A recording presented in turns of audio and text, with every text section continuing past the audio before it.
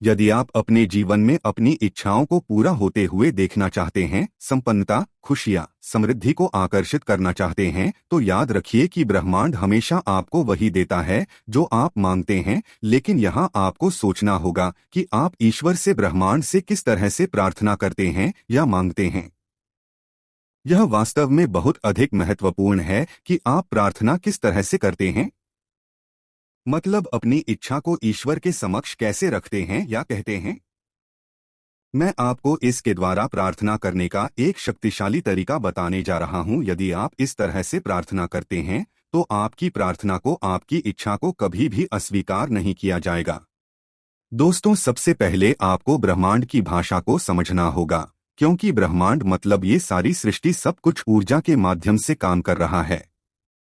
और ऊर्जा पैदा होती है भावना से, विचारों से। अगर आप सृष्टि से अपना तालमेल बिठा लेते हैं तो आपकी प्रार्थना या आपकी इच्छा ब्रह्मांड तक बहुत तेजी के साथ जाती है। मतलब आप अपनी ऊर्जा, वाइब्रेशन को ब्रह्मांड की ऊर्जा के साथ मिला लेते हैं। आपकी हर इच्छा जरूर पूरी होगी। नमस्कार दोस्तों, मैं अमन सह आपका बहुत बहुत स्वागत करता हूं अपने channel the Buddha Sagar show पे। अगर आप पहली बार मुझे सुन रहे हैं तो चैनल को सब्सक्राइब जरूर कीजिएगा, क्योंकि ये चैनल हमेशा आपके सपनों का समर्थन करता है। दोस्तों, आप चाहे वर, ब्रह्मांड या सिर्फ सकारात्मक ऊर्जा, इनमें से किसी पर भी विश्वास करते हो या मानते हो, मैं आपको अब बताने जा रहा हूं कि कैसे अपनी इच्छाओं को पूरा करने के लिए इन शक्तियों का उपयोग कर सकते हैं। अगर आप मेरे बताए इन स्टेप के थ्रू चलते हैं तो ये तय है कि आप जो भी मांगेंगे वह आपको जरूर प्राप्त होगा। बहुत से लोग अभाव या कमी की भावना के साथ प्रार्थना करते हैं, लेकिन होता क्या है, आप जो मांगते हैं रिजल्ट उसके विपरीत जाता है। जब आप अभाव के साथ प्रार्थना करते हैं या मांगते हैं तो आप एक स्थिति में होते हैं जहां पर आप एक चिंता और कमी की भावना से घिरे होते हैं, और आपको वैसे ही मिलते हैं। आपको ये बातें बहुत अच्छे से समझनी होगी कि जैसी आपकी भावना होगी वैसा ही आपको मिलेगा। मतलब ईश्वर, ब्रह्मांड हमेशा आपको वही प्रदान करते हैं जो आप हमेशा से हैं।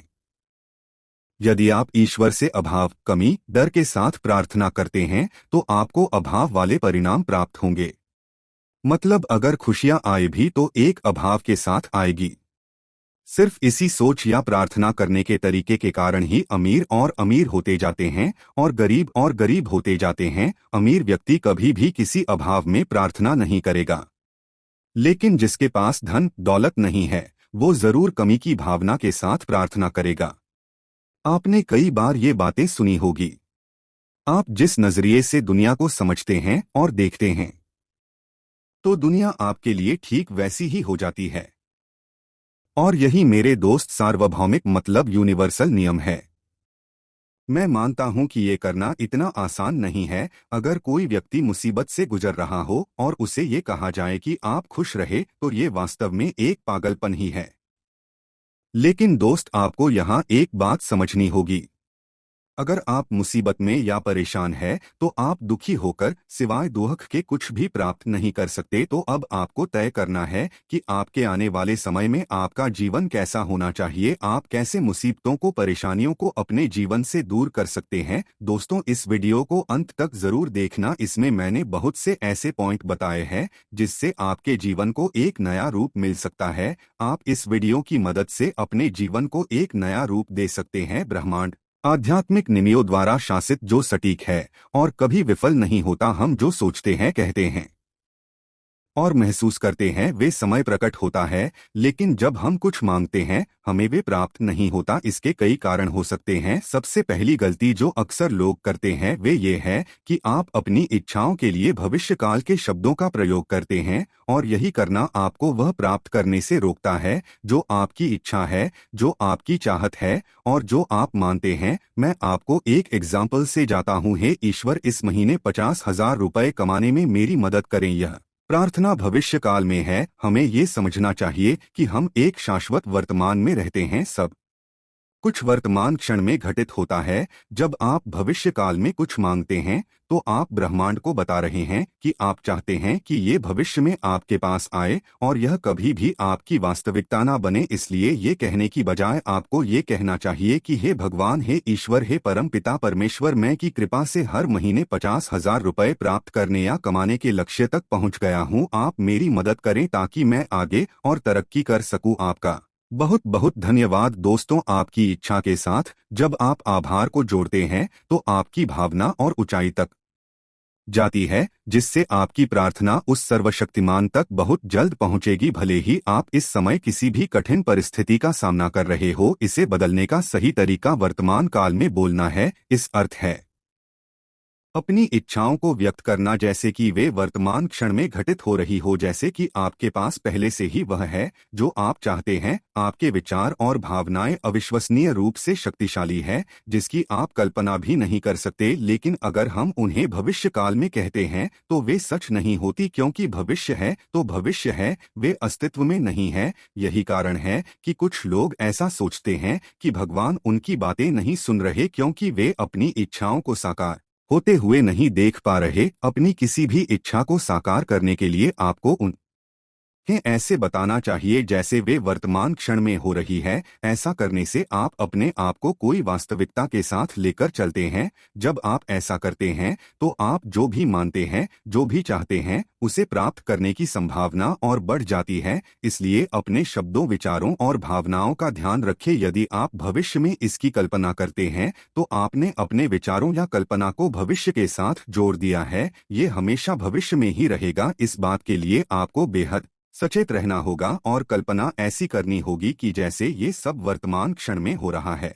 और इसके साथ अगर आप कर्तव्यता को जोड़ देते हैं तो वास्तव में यह कुछ ऐसा है कि अगर आपने 50,000 की इच्छा की है तो आपको वहां पे 1,00,000 भी मिल सकता है, क्योंकि कृतज्ञता आपकी इच्छा और आपकी प्रार्थना का कई गुना बढ़ा देती है। कई लोग जब कुछ मांगते हैं तो सबसे बड़ी गलती ये करते हैं कि वह सोचकर चिंतित रहते हैं कि ये कब होगा। यदि आप एक समय पर नहीं तो वे विश्वास खो देते हैं और विश्वास करना बंद कर देते हैं कि ये संभव ही नहीं है। कोई भी कार्य हो, धैर्य और विश्वास आवश्यक है, बहुत जरूरी है। आप कुछ भी इच्छा रखते हैं तो उसके लिए आपको समय भी देना होगा और उसके लिए खुद को साबित भी करना होगा। ये कुछ ऐसा है कि सारी चीजें मिलकर काम करती है, तभी आपकी इच्छा प्रकट होती है। आपकी इच्छा आपके लिए तब प्रकट होगी जब आप अपनी इच्छा के पूरे होने पर संदेह या डाउट नहीं करेंगे। अगर आप ऐसा करते हैं तो आप ब्रह्मांड में दी गई अपनी इच्छा को बदल देते हैं,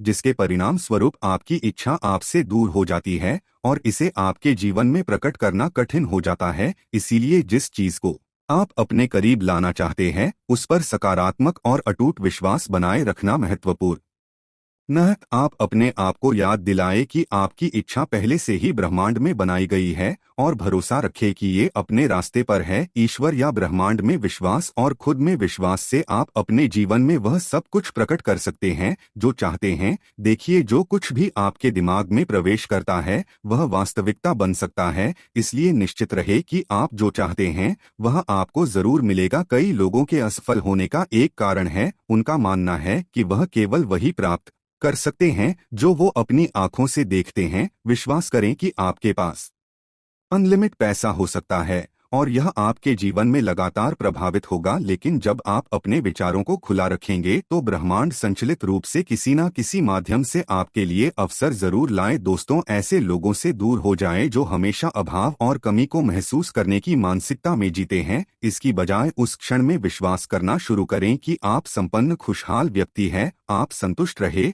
और एक संतुष्ट व्यक्ति की मानसिकता को अपनाएं और विश्वास रखिए कि आपके पास जीवन में आगे बढ़ने के लिए आवश्यक सभी चीजें हैं। अपने विचारों और वास को बदलकर आप अपनी वास्तविकता में अधिक प्रचुरता को आकर्षित कर सकते हैं। भले ही अभी आपके पास पैसा हो या ना हो, भर एफर्मेशन करते रहे कि मैं संपन्न हूं, मैं खुश हूं। मैं आपको विश्वास दिलाता हूं कि आपके जीवन में इतनी धन दौलत आएगी कि आप संभाल भी नहीं पाएंगे। दोस्तों, इसमें बहुत महत्वपूर्ण पॉइंट है और याद रखने योग्य है। जब आप कृतज्ञता व्यक्त करते हैं तो आपका आशीर्वाद हर दिन कई गुना बढ़ जाता है। हर स्थिति के लिए आभारी रहे।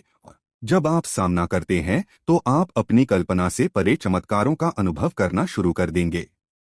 भले ही आपको तत्काल परिणाम ना दिखे, लेकिन हमेशा की कल्पना करें और महसूस करें कि यह वर्तमान क्षण में घटित हो रहा है। ईश्वर की प्रक्रिया पर विश्वास करें और बिना डगमगाए अपनी इच्छाओं के पूरा होने पर विश्वास रखें। और दोस्तों, अंत में यह है कि हर चीज के लिए आभारी रहें। कृतज्ञता और भी अधिक आशीर्वाद आकर्षित कर सकती है। याद रखें कि आप जो भी कुछ चाहते हैं वह आपकी पहुंच के भीतर है। केवल मेरी बातों पर विश्वास ना करें, इसके लिए प्रयास करें और इसे आजमाएं। अगर आपको वीडियो पसंद आए तो लाइक और कमेंट जरूर करें। Thank you guys.